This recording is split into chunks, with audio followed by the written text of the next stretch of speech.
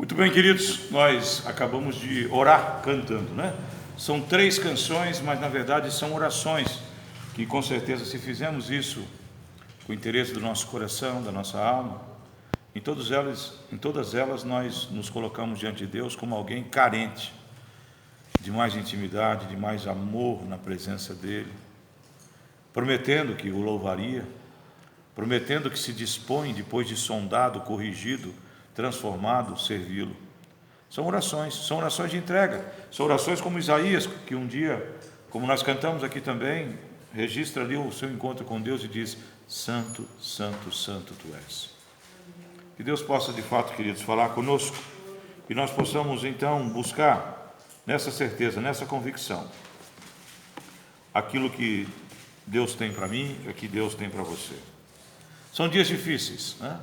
Mas que Deus possa sondar-nos, que Deus possa mostrar aquilo que nós precisamos, aquilo que nós conversamos no início do nosso culto. Então que você possa abrir teu coração e fazer com que essa sondagem de Deus produza frutos. Que você, pela ação do Espírito Santo, porque se Deus sondar teu coração, mas você não tiver ali íntimo com o Espírito Santo, você não vai entender, não vai compreender o que Deus vai tentar mostrar para você. É o Espírito Santo que é o canal, é o vetor, é aquele que nos liga. Só Jesus Cristo nos liga ao Pai. E quando Ele sobe aos céus, não estando mais presente aqui, Ele deixa o seu próprio Espírito para que eu e você tenhamos essa ligação com Deus. Se você pediu para Ele sondar, eu quero dizer que você vai ouvir coisas que às vezes você não gostaria de ouvir. Eu digo por experiência própria. Mas quando você abre o teu coração com sinceridade, você verá que coisas têm acontecido na tua existência que não agradam a Deus e que precisam ser eliminadas. Mas você, em humildade, recebe esse ensino, recebe essa exortação, então Ele te usa. Te usará como nunca usou antes. A partir do momento que essa oração for verdadeira no teu coração, você será usado de uma maneira muito poderosa. Todos nós seremos. Queridos, eu quero dizer para vocês uma coisa. Diante daquilo que eu comentei no início do nosso culto, e agora vou pregar e vou pensar com vocês, eu quero dizer uma coisa. A igreja vai sair menor do que ela entrou. Não é nossa, não. A igreja de Cristo no mundo, né? Deixa eu só acertar aqui, nivelar um pouquinho melhor aqui a nossa câmera. O joio está saindo. Aqueles que, movidos apenas por ações sociais, por gostar de estar junto, de tomar café nas EBDs, eu dou exemplo da nossa igreja, mas outras igrejas têm outras atividades. Aqueles que se posicionam porque tem um cargo, tem uma liderança. E vou abrir meu coração, estou sentindo falta de líderes aqui hoje, viu? Alguns líderes que eu sei que poderiam estar, a não ser que estejam com alguma dificuldade, né? Aí eu respeito, mas estão faltando líderes aqui conosco hoje. Aqueles que estão entre os 12 e os 60. Estou sentindo falta. Mas, queridos, a igreja vai sair menor do que ela entrou, porque o joio vai cair fora. Aqueles que são movidos apenas pelas ações sociais que a igreja promove, pelos encontros, pela beleza do grupo de louvor. Nós tivemos a oportunidade aqui agora de estarmos na presença de Deus através do cântico. Tem gente que vem na igreja por causa dos cânticos, gosta tanto de música. Você pode achar engraçado, mas eu conheço vidas que já confessaram que gostam de vir na igreja para escutar música. Não aqui na nossa cidade, mas eu já escutei. A igreja vai sair menor do que ela entrou, mas vai sair mais forte, porque é o trigo que vai permanecer. São aqueles que são fiéis, são aqueles que verdadeiramente abrem o coração para a sondagem de Deus e aceitam o conserto, e aceitam a modificação. A igreja vai sair menor. E eu dou como exemplo para vocês uma figura de um rapaz chamado John Stanger.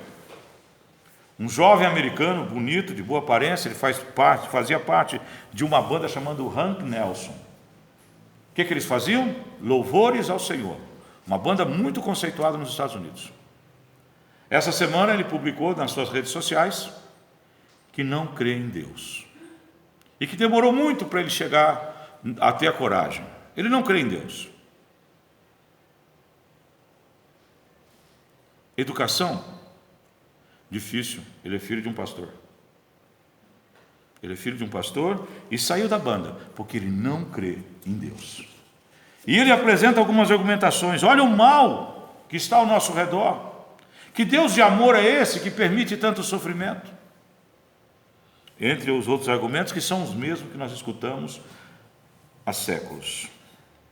Ele nunca entendeu a liberdade humana e nem a obra de Cristo. Ele nunca entendeu que Deus nos fez a sua imagem e semelhança e nos deu a liberdade da escolha, e que o orgulho do homem, assim como o orgulho de Lúcifer, nos tirou da presença de Deus na pretensão de sermos igual a Ele. A história de Gênesis, se você quer entendê-la como um mito, como uma explicação teológica apenas, e não como uma realidade, não importa, não quero entrar nesse mérito, mas se você entende também como literal, eu quero dizer para você que de qualquer forma que você interprete, o que nós vemos ali no Éden é o orgulho tomando conta daqueles que foram nossos predecessores, e naquele orgulho, naquele afastamento, que um dia Lúcifer, o anjo, a estrela da manhã, a Bíblia chama Jesus da estrela da manhã, mas antes chama Lúcifer da estrela da manhã. Tem que tomar cuidado quando a gente vai saber do que nós estamos falando. Ele era perfeito nas suas ações ali diante da adoração a Deus, e era tão perfeito que o orgulho chegou a ele. O orgulho é o pai do mal. Esse jovem, John, ele nunca entendeu isso, ele nunca compreendeu que o mal é a ação desse orgulho na minha vida e na sua vida. Ele nunca entendeu que Deus nos criou em liberdade, como um pai que tem os seus filhos, não os programa para serem bons, perfeitos, adoráveis e gratos, porque não haveria graça nenhuma nisso. Um pai e uma mãe constituem uma família e colocam os filhos no mundo, né? Hoje em dia isso diminuiu muito. As pessoas têm nascido mais por acidentes de contraceptivos do que de programação familiar, mas aqueles que são coerentes, que estão diante da ação de Deus, compreendendo que é uma família, quando concebem seus filhos, têm o desejo de externar a continuidade de si mesmo pela obra de Deus, trazendo aquelas figurinhas, aquelas coisinhas pequenininhas que nascem e depois crescem, dão tanto trabalho. A alegria para nós de sabermos que nós continuamos. A obra criadora de Deus perpetua-se nos nossos filhos, nos nossos netos. E nós amamos o amor deles livre, espontâneo, e não um amor programado, um amor posto ali. Algum de vocês gostaria de colocar um chip atrás da orelha de cada um dos seus filhos e que fizessem apenas aquilo que você programasse? Qual o valor disso? As pessoas não entendem. John Steiger, não sei como é certa a pronúncia dele, do nome dele. Ele nunca entendeu que Deus não quer robôs, Ele quer filhos que o amem em espírito e em verdade. As pessoas que têm essa compreensão e esse entendimento acham que Deus então devia todos os dias chegar e acabar com todos os erros dos homens. Esquece que Ele criou os homens com capacidade de não errar. Ah, pastor, mas peraí, o Adão errou e nós viemos recebendo esse pecado sobre a nossa vida, sim. Só que Jesus veio, viveu 33 anos aqui com os mesmos hormônios, com os mesmos órgãos sexuais, com os mesmos órgãos que funcionavam no seu coração, circulação, membros, tudo era igual a mim e você, com uma mente, um intelecto também humano. O espírito dele era o espírito de Deus, quer dizer, mas as condições físicas, emocionais suas e minhas são de Cristo, tanto que você vê ele angustiado, você vê ele entristecido, você vê ele amedrontado. Jesus se amedrontou diante do Getsemane. A sua porção humana se amedrontou com aquela possibilidade de ter que assumir o pecado, coisa que ele nunca tinha cometido. John nunca entendeu que esse Cristo viveu aqui e não pecou, ou seja, nós não fomos feitos por Deus para pecar, nós pecamos por escolhas. E a marca de Adão e a marca de Eva estão sobre mim, sobre você, porque eles nos representam. E se nós estivéssemos lá, provavelmente faríamos a mesma coisa, se não pior. E eu não vou aqui trabalhar a questão do diabo, da obra do diabo fazendo mal, mas eu quero discutir isso com vocês. Será que Deus, de fato, Ele, dizendo-se amor, Ele não permite coisas que não era para permitir? Queridos, você assistindo o documentário sobre a Segunda Guerra Mundial, você tem que ter uma força espiritual grande, porque tem coisas lá que você não consegue compreender, que ocorreram.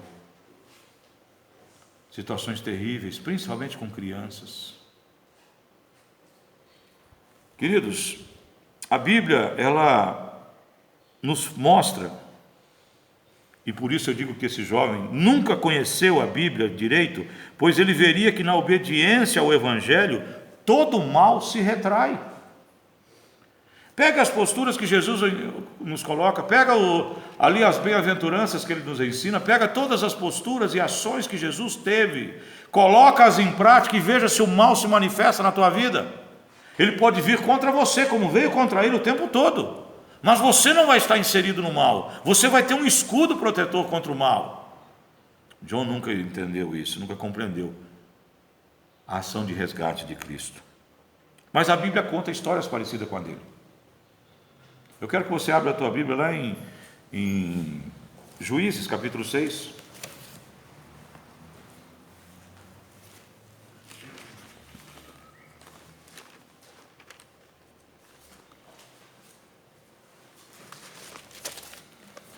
Nós temos aqui um momento de alguém,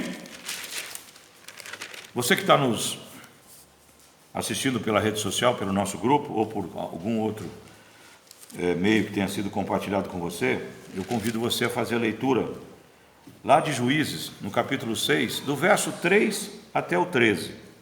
Nós vamos fazer de uma maneira mais resumida aqui, para que nós ganhemos um pouco de tempo. Queridos, os medianitas, eles chegavam em Israel. Era um tempo terrível para Israel, muito parecido com o que nós estamos vivendo aqui. Não era uma praga, não era uma enfermidade, mas era uma praga pior do que talvez as enfermidades. Os midianitas, eles tinham mais força militar, eles viviam ao lado ali. Os midianitas, eles são um povo que também tem uma origem ali junto com os semitas. E os midianitas, então, e por serem maiores, o que acontecia? Israel naquele tempo não tinha rei, não tinha administração centralizada. As pessoas viviam suas vidas e teoricamente deveriam procurar a unção de Deus, o que não faziam sempre. Mas quando eles entravam em aperto, então Deus chama ali um juiz que vem para socorrê-los. Como é o caso de Gideão, que é a história dele, que eu quero rapidamente lembrar, apenas um pedaço ali do início do ministério dele. Queridos, então quando eles viam que Israel estava para colher as suas safras, eles deixavam colher e vinham com a enormidade de um exército, inclusive com animais, que vinham e passavam por cima daquilo que não tinha sido colhido ainda, e aquilo que era colhido, eles então atacavam, roubavam e levavam embora. Levavam as mulheres, levavam os meninos mais fortes, mais robustos. Era um terror. Israel vivia ali durante muitos anos, talvez 20 anos, essa vergonha e essa dificuldade. Inclusive, há pouco tempo atrás foram descobertas naquela região, que destaca aqui a Bíblia, cavernas, e encontraram ali restos de alimento, que prova que os hebreus, por um período, tiveram que esconder os seus alimentos naquelas cavernas, para que não fossem saqueados. Era uma dificuldade tremenda. Eles estavam humilhados, eles estavam derrubados ali. E então o Senhor Deus manda alguém para trazer ali a salvação para eles. E vai procurar quem? Gideão, que se coloca como o mais pobre, da família mais pobre, da menor família de Israel. E quando o Senhor manda ali, no verso 8, diz assim, no verso 7, e sucedeu que, clamando os filhos de Israel ao Senhor por causa dos midianitas, enviou o Senhor um profeta aos filhos de Israel, que lhes disse, assim diz o Senhor, Deus de Israel, do Egito eu vos fiz subir, e vos tirei da casa da servidão, e vos livrei da mão dos egípcios, e da mão de todos quantos vos oprimiam, e eu os expeli de diante de vós, e a vós dei uma terra. E vós disse, eu sou o Senhor vosso Deus, não temais aos deuses dos amorreus, em cuja terra habitais, mas não destes ouvido a minha voz. Um profeta anuncia ali, vocês não me obedeceram, vocês não me ouviram, né? Então, um anjo é mandado também à presença de Gideão, e tem uma conversa com Gideão, que eu quero que vocês prestem atenção aqui. Então o anjo, no verso 11, então o anjo do Senhor veio e assentou-se debaixo do carvalho, que está em Ofra, que pertencia a Joás, Abisreíta, e Gideão, seu filho, estava malhando o trigo no lagar, para salvar dos midianitas. Então o anjo do Senhor lhe apareceu e lhe disse, o Senhor é contigo, varão valoroso. Olha a resposta de Gideão e compara com aquilo que eu estou dizendo, a postura desse jovem americano. Mas Gideão lhe respondeu, Senhor meu, se o Senhor é comigo, se o Senhor é conosco, por que tudo isso nos sobreveio? E o que é feito de todas as suas maravilhas que nossos pais nos contaram, dizendo: não nos fez o Senhor subir do Egito? Porém, o Senhor nos desamparou e nos deu nas mãos dos midianitas. Depois a história, queridos, é muito bonita. Gideão se convence do convite de Deus, faz um teste para saber se era verdadeiramente de Deus que vinha aquela proposta, e se torna um grande herói de Israel. Ele vai ter oportunidade ali de que apenas com 300 homens destruir um exército enorme, desbaratar esse exército, e vocês conhecem a história dele, mas eu quero hoje pensar sobre isso. Gideão e o jovem cantor John, eles têm uma similaridade. John é filho de um pastor, Gideão era filho de um sacerdote de Baal. Ele era judeu, ele era hebreu, mas servia a Baal, um deus ali dos cananeus, e tinha ali inclusive um templo, tipo um tabernáculo, que é a primeira missão de Gideão. Qual? Derrubar aquele tabernáculo do pai dele. Na madrugada ele foi lá e destruiu tudo. Aí vieram os adoradores de Baal e falaram: vamos detonar o teu filho. Aí o pai dele foi sábio, defendendo o filho, Nós temos visto na televisão um pai defendendo um filho, mas lá também defendia. E esse pai disse o seguinte: ah é? Baal é Deus? Mas você precisa defender ele?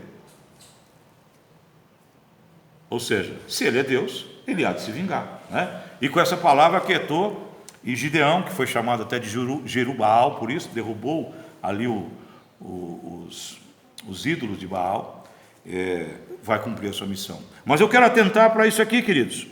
O mal veio a Israel, o mal está no mundo, o mal estava sobre os olhos de Gideão, o mal estava sobre os olhos desse que até pouco tempo era um adorador de Deus. Até a vida dele me diz o seguinte, queridos: quantas pessoas estão servindo a Deus, mas não têm firmeza no coração? Quantas pessoas estão usando púlpitos, espaços, instrumentos, mas não têm a Deus de verdade no coração? Esse moço estava ali, numa banda de destaque dentro dos Estados Unidos. Eu não conheço as músicas dele, mas a notícia foi dada com muita ênfase por alguns meios de comunicação, principalmente aqueles que têm uma visão muito crítica sobre a religião. O mal que sobreveio a Israel, para ele era a prova do abandono de Deus. Para o John é a prova da inexistência de Deus. Deus não existe. Queridos, mas olhe o versículo 1 do capítulo 6. Se você está com a tua Bíblia aberta, olha aqui. Capítulo 6 de Juízes. Porém os filhos de Israel fizeram o que parecia mal aos olhos do Senhor, e o Senhor os deu na mão dos midianitas por 7 anos. Então, o abandono de Deus foi porque Deus deixou de amar Israel, ou deixou de estar com eles porque resolveu pura e simplesmente deixar eles se lascarem? Ou foi fruto da desobediência? Agora aquele moço, aquele homem chamado Gideão, que fazia parte de Israel, ele nunca abriu a palavra de Deus, ele nunca ouviu aquela passagem que está lá em Deuteronômio. Você não precisa abrir, queridos, mas em Deuteronômio 28, se quiser anotar, Deuteronômio 28, no verso 1 e no verso 15, nós temos o seguinte: Moisés mandou que Josué, quando entrasse na Terra Santa, e isso vai acontecer, colocasse um povo do lado do Ebal e o lado do Gerazim, 2 pequenos montes que existem ali em Israel. E então no verso 1 do capítulo 28 ele diz: olha, essas são as bênçãos daqueles que andarem em obediência. E aí tem uma sequência de versículos mostrando o que eles receberiam se mantivessem obedientes. No verso 15 é o contrário. Existe ali uma sequência de versículos que mostram: se vocês desobedecerem, virão isso para vocês. E entre as promessas, serão dominados por outros povos. Então aquela situação que vivia Israel, Gideão tinha razão de falar aquilo? Ou ele simplesmente desconhecia a palavra de Deus? Esse levita, entre aspas, americano, ele tem direito de falar isso, ou ele simplesmente esquece da palavra de Deus? Ele acha que o mal é algo que Deus prepara. E esse Deus prepara esse mal, ele não é Deus, porque ele estaria mentindo, porque ele se apresenta ali como um Deus de amor. Agora, abra a sua Bíblia no versículo talvez mais problemático da Bíblia. Isaías 45, 7.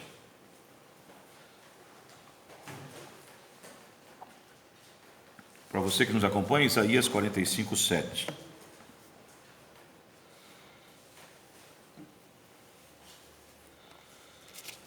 A palavra de Deus tem uma frase, ela está dentro de um contexto ali onde o Senhor Deus fala da sua grandeza, questiona ali aqueles que não creem no seu poder, ele faz uma série de afirmações, mas aqui ele afirma algo que tem dificuldade. Eu quero ser franco para vocês. Assim como Augusto Nicodemos, que é um homem que eu reporto com muito conhecimento, não existe uma explicação teológica que vai satisfazer o teu coração. Nós temos inferências e assim compreensões pelo restante da Bíblia que podem explicar isso aqui. Mas não existe nada definitivo, é isso aqui. Mas eu quero que você entenda, capítulo 45 de Isaías, verso 7. Eu formo a luz e crio as trevas, eu faço a paz e crio o mal, eu, o Senhor, faço todas essas coisas. Quem cria o mal? Deus. Mas então quer dizer que esses caras estão certos, pastor? Vou dar uma pequena pista para você interpretar bem. Quem conhece um pouquinho de física, existe trevas? O que é trevas? Existe frio? Ausência de calor. Existe o mal? Ausência do bem supremo, que é Deus. O que é o inferno? É uma eternidade na ausência eterna de Deus. Vocês olham a história de Jó. Capítulo 42, verso 5. Te conhecia de ouvir falar, agora conheço de andar contigo. Quando Deus permite que o mal venha sobre Jó, qual era o objetivo do Senhor? Fazer que o servo dele, além de obediente, fosse íntimo dele. Deus permite que o mal seja utilizado.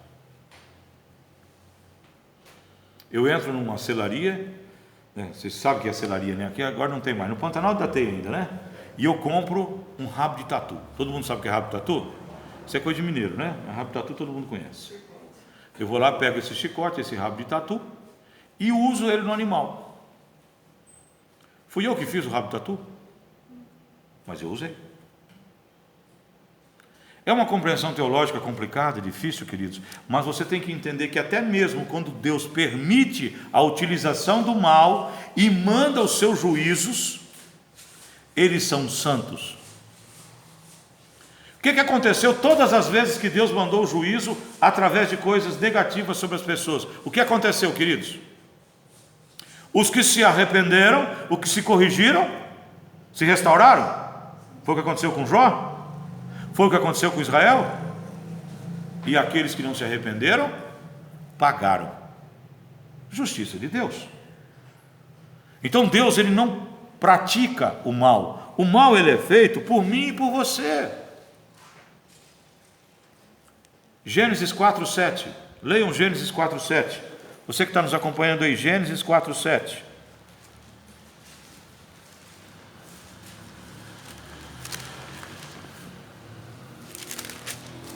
Nós temos ali um momento crucial.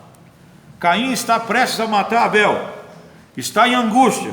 Deus conversa com ele, percebe a aflição e diz para ele, no verso 6: por que te irastes? E por que descaiu o teu semblante? Primeiro ponto, Deus olha para você, queridos, quando você está aflito. Ele compreende as suas dificuldades e procura te ajudar. Ele tentou ajudar, ele mostrou-se ali diante de Caim, dizendo: olha, presta atenção no que eu vou te dizer para você não fazer o que você fez.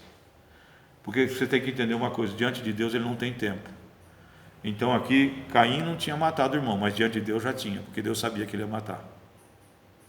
Mas ainda assim, ele traz sobre aquele rapaz, aquele homem, né, uma alternativa, que é a essência do livre-arbítrio. Se bem fizeres, não haverá aceitação para ti, e se não fizeres o bem, o pecado jaz à porta, e para ti será o seu desejo, e sobre ele dominarás. Ou seja, o pecado está na tua porta. Você vai abrir? Você vai permitir que ele se manifeste? É você que tem o controle. Deus nos fez assim, queridos. Como nós já explicamos ali, como um pai que quando concebe ali os filhos, os quer em espontaneidade, com liberdade, com direito de escolha. E o mal é praticado pelo homem pela ação do próprio homem. Não é Deus. Quero fazer uma pergunta para vocês aqui. Quando o diabo chega e fala assim, mas ele é teu principal servo, mas ele tem tudo. E Deus diz, então toque em tudo, menos na vida dele. Quem é que mandou as tempestades? Quem é que mandou a destruição do tabernáculo, do lugar onde os seus filhos estavam? Foi a obra demoníaca. Faça tudo. Não foi Deus que mandou aqueles temporais. Não foi Deus que mandou os raios. Não foi Deus que criou aquilo lá. E aí, quando ainda ele se manteve íntegro, disse, você pode tocar no corpo dele. Ou seja, uma obra maligna se manifestou diante do corpo dele. Deus não prepara, Deus não, vejam bem, Deus não te prova, Deus não tenta você e nem é tentado pelo pecado. Ele prova a sua vida. Então, Gideão até aquele momento não tinha esse conhecimento. E esse jovem americano, infelizmente, também nunca parou para pensar nessas questões aqui. Jó, quando foi tratado, foi restaurado. Então o mal serviu para quê? Serviu a Deus. É aquela piadinha, queridos, que a mulher está lá, pede para a rádio uma cesta básica e um satanista manda entregar um caminhão de comida, uma caminhonete de comida para ela, e mais manda o seu funcionário dizer, quando você entregar, ela vai perguntar quem mandou, você vai dizer, é o capeta, é o cramunhão que mandou, é o diabão que mandou entregar para você. E o cara vai com a caminhonete, entrega tudo lá, abastece a casa dela por um ano, e vai saindo, o cara volta, a mulher não pergunta nada para ele. E aí, vocês conhecem, né? E o cara fica invocado, fala, mas dona, a senhora não vai perguntar quem mandou tudo isso para a senhora ligou na rádio, está desesperada, e agora chega uma caminhonete de comida aqui, a senhora não vai perguntar quem que é? Eu falo, moço, eu não vou perguntar e nem vou perder tempo, porque quando Deus manda, até o diabo obedece. É assim. A obra de Deus, ela tem um objetivo, que é a tua restauração, é a tua salvação. Queridos, a cruz aconteceu numa obra maléfica, ou não? Aqueles judeus que perverteram todo o entendimento da religião limpa e cristalina que Cristo trazia, é que levou Jesus para a cruz. Não foi uma ação maléfica? A humilhação que Jesus passou, as obras ali que ele teve que enfrentar naquele momento, né? Ele apanhou. Ele foi humilhado. Isso é bem? É a ação do mal acontecendo, mas trazendo para nós, seres humanos, o poder de Deus.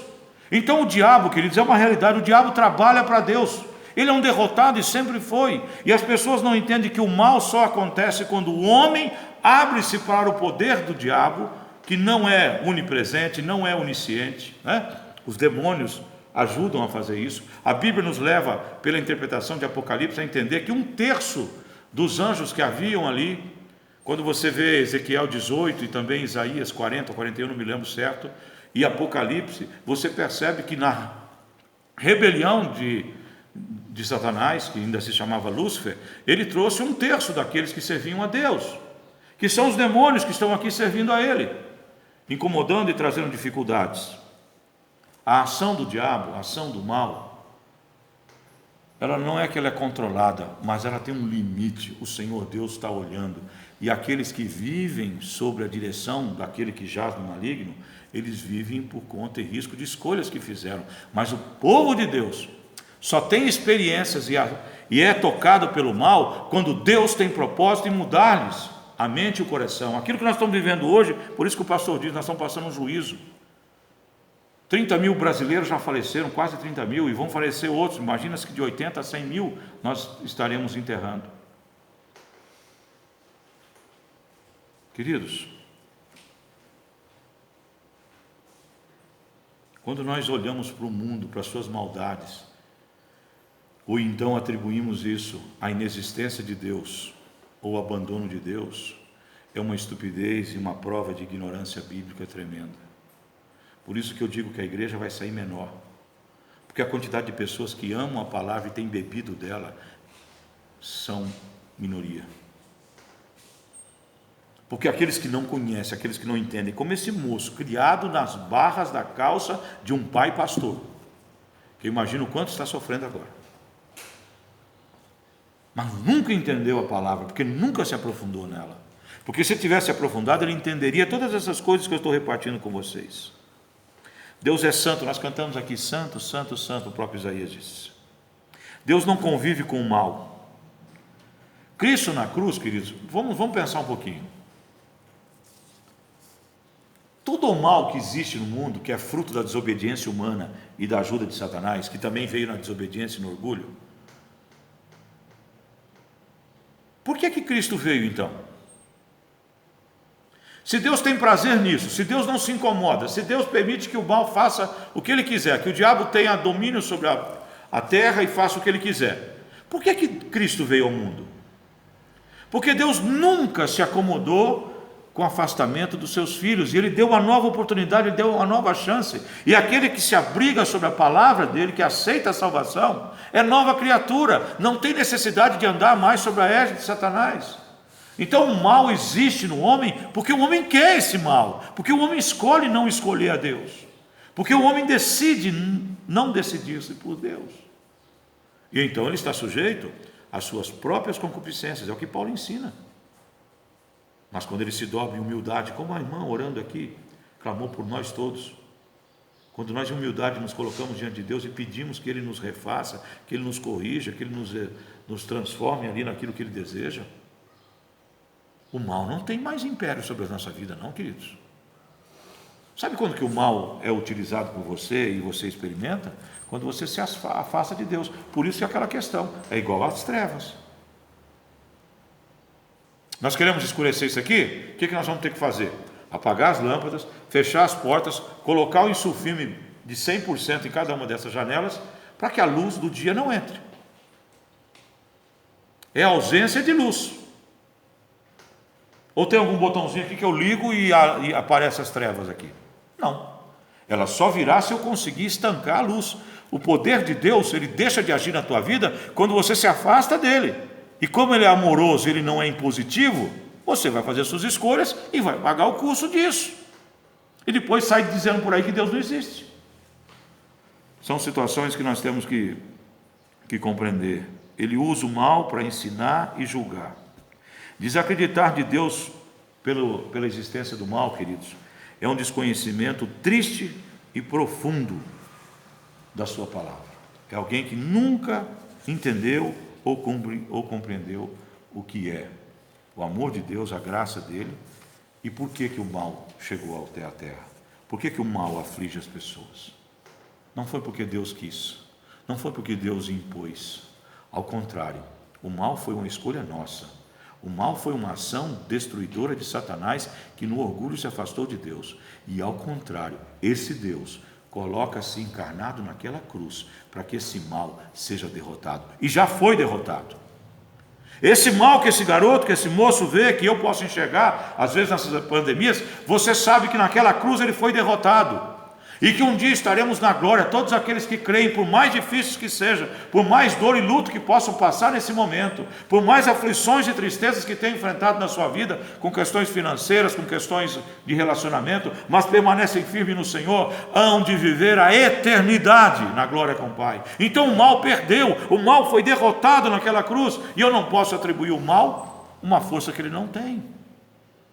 E o mal vai ser alojado na ausência eterna de Deus. Se ele é a ausência de Deus aqui na terra, ele vai estar para sempre entre aqueles que escolheram isso e não o perdão, a graça e a misericórdia de Deus. Eu quero terminar dizendo para você o seguinte, queridos. Eu vou publicar, junto com nossa pregação, eu vou publicar um vídeo muito bom que eu assisti agora de manhã, de um jovem mostrando ali a ação do mal pela obra de Satanás. Ele faz um relato bem bíblico, bem certo daquilo que é a ação do diabo dentro da Bíblia. e as consequências dele para nós. Muito bom o trabalho daquele moço. Eu vou repartir com vocês para complementar aquilo que nós estamos estudando aqui. Todo mal que nós vemos é o homem que produz, auxiliado por esse inimigo das nossas almas.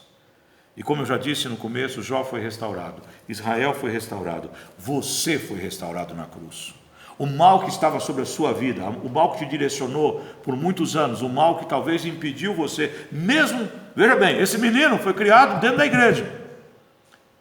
Então não é porque você foi criado dentro da igreja que você também não se aproximou do mal.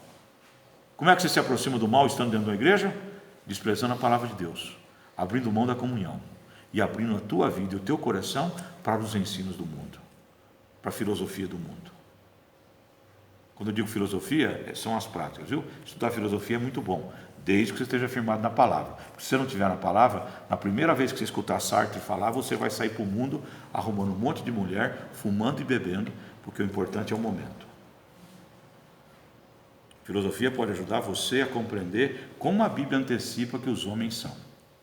Tá? Mas eu quero dizer o seguinte, queridos.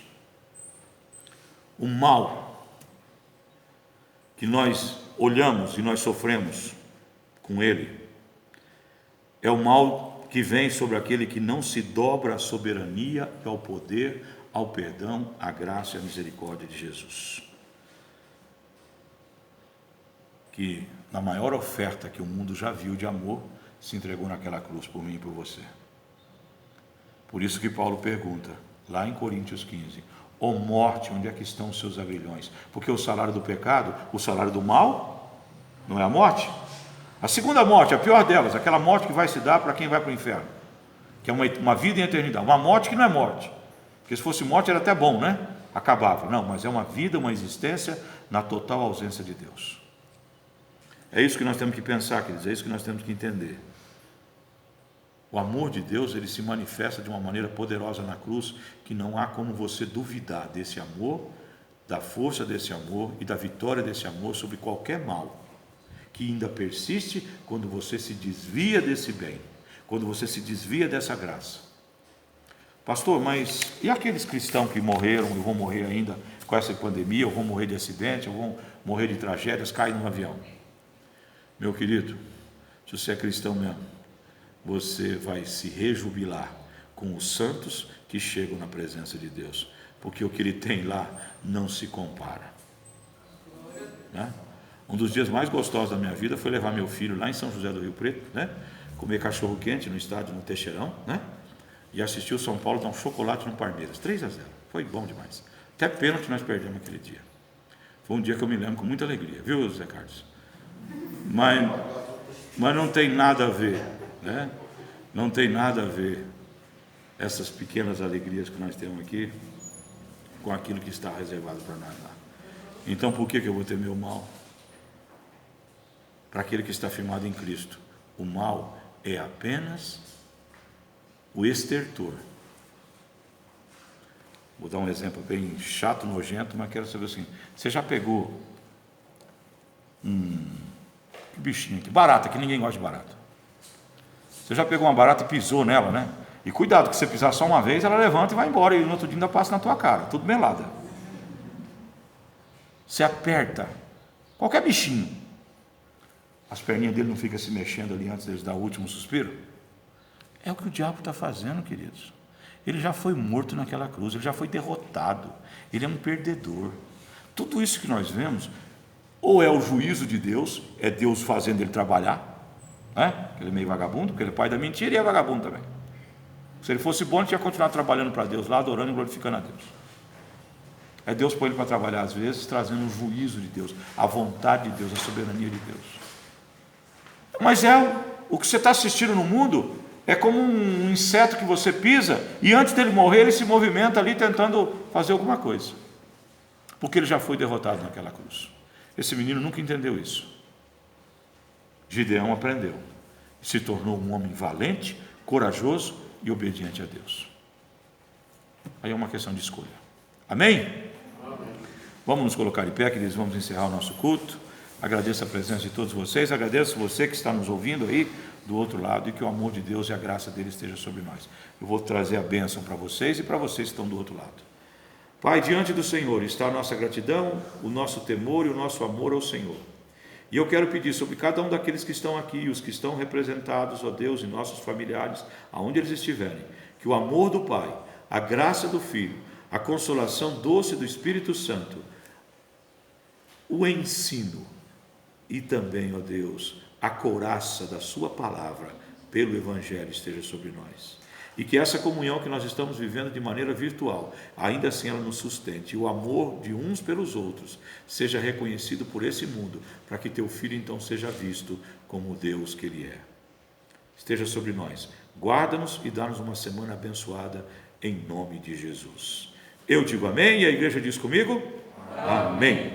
Muito bem, queridos, de maneira organizada nós vamos sair. Eu só vou fazer um pedido para vocês e também para quem está nos ouvindo. Eu estou acompanhando o irmão Bernardino. O irmão nosso, é um menino ainda, 104 anos, mas ele entrou num processo assim, pelo inverno e por outras circunstâncias, e pelos 104 anos, em que ele só se alimenta. Então entende-se que ele está chegando no finalzinho da vida dele. E a família dele é muito humilde, e eles estavam pagando o Pax, mas deixaram de pagar de dezembro para cá. Então são R$215 que eu prometi, né? Eu ousei, né? Se tiver jeito eu vou ter que bancar sozinho, mas eu ousei acreditar que a igreja vai estar nos apoiando em poder colocar esse Pax em dia, e é um valor muito pequeno, né?